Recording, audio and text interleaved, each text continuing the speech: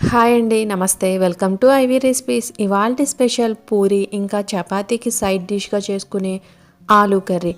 ఇది హోటల్ స్టైల్లో మీకు చేసి చూపించబోతున్నానండి. మనం బయట నుంచి పూరి తెచ్చుకున్న, చపాతీ తెచ్చుకున్న కర్రీ ఎంత బాగుందో అనుకుంటాం కదా, అదే ప్రాసెస్లో మీకు చేసి చూపించబోతున్నాను. స్టవ్ మీద ఒక కడాయి పెట్టుకుని 2 టేబుల్ స్పూన్స్ ఆయిల్ వేసుకోవాలి. ఆయిల్ వేడెక్కిన తర్వాత 2 స్పూన్ల పల్లీలు వేసుకుని ఇవి దోరగా అయ్యేంత వరకు వేగించుకోవాలి. వీటిని వేరొక బౌల్లోకి తీసుకుని పక్కన పెట్టుకోవాలి. అదే ఆయిల్లో 2 స్పూన్ల పచ్చిశనగపప్పు, అర స్పూన్ జీలకర్ర, పావు స్పూన్ ఆవాలు, అర స్పూన్ అల్లం తరుగు, 4 లేదా 5 పచ్చిమిరపకాయలని కట్ చేసి వేసుకోవాలి. కొద్దిగా కరివేపాకు వేసి వీటిని 1 నిమిషం పాటు బాగా వేపుకోవాలి. ఇవి ఈ విధంగా వేగితే సరిపోతుందండి. ఇప్పుడు ఇందులో 2 పెద్ద సైజు ఉల్లిపాయల్ని సన్నగా కట్ చేసి వేసుకోవాలి.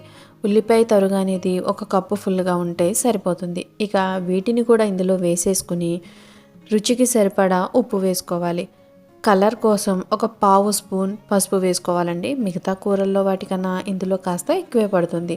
ఇది మొత్తం అంతా బాగా కలిసేటట్టు కలిపిన తర్వాత ఉల్లిపాయ చక్కగా మగ్గడం కోసం పైన మూత పెట్టేసి ఒక 6-7 నిమిషాలు మగ్గిస్తే ఉల్లిపాయ సాఫ్ట్గా ఈ విధంగా మగ్గుతుంది.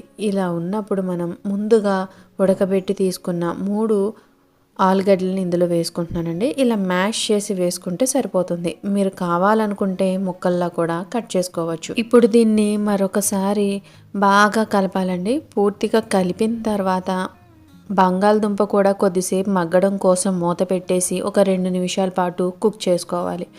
ఇక దీంట్లో సరిపడా ఎసరు పోసుకోవాలండి. ముందు పోసిన ఎసరు ఒక 80% వరకు కుక్ అయిపోవాలి.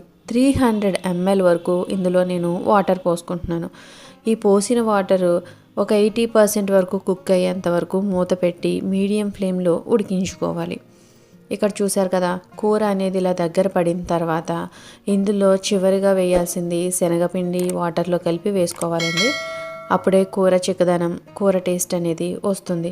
ఒక బౌల్ తీసుకుని 2 టేబుల్ స్పూన్స్ శనగపిండి వేసుకోవాలి. ఇందులో కొద్దిగా వాటర్ పోసి ఉండలేమీ లేకుండా బాగా కలుపుకోవాలి.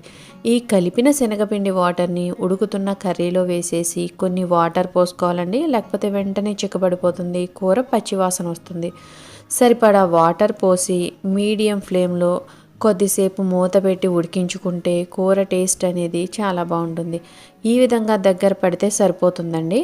కూర కాసేపటికి చల్లారిన తర్వాత ఇంకాస్త చిక్కబడుతుంది. చివరిగా ఇందులో వేయాల్సినవి మనం ముందుగా వేయించి పెట్టుకున్న పల్లీల్ని, అలాగే తరిగిన కొద్దిగా కొత్తిమీరని వేసి ఒకసారి బాగా కలిపిన తర్వాత స్టవ్ ఆఫ్ చేసుకుని పక్కన పెట్టుకోవడమే. ఈ కర్రీని మీరు పూరి, చపాతీ, రోటీ దేంట్లోకి తిన్నా చాలా బాగుంటుంది. ఒక్కసారి ట్రై చేసి చూసారంటే మళ్ళీ మళ్ళీ ఇదే కర్రీని మీరు తప్పకుండా ట్రై చేస్తారు. ఈ రెసిపీ కనుక మీకు నచ్చినట్టయితే తప్పకుండా ట్రై చేయండి. అలాగే నా ఛానల్ని సబ్స్క్రైబ్ చేసుకోండి. Thanks for watching.